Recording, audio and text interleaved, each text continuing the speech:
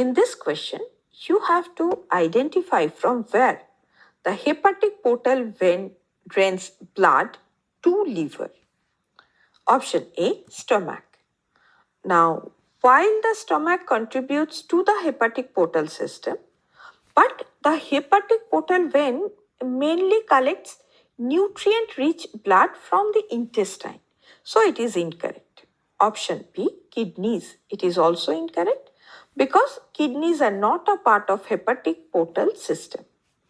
Option C, intestine. The hepatic portal system, as already mentioned, drains blood from the intestine, transporting nutrients absorbed during digestion to the liver for metabolism or detoxification. Hence, it is the correct option. Option D, heart. It is incorrect because blood from the heart reaches the liver via the hepatic artery and not the hepatic portal vein.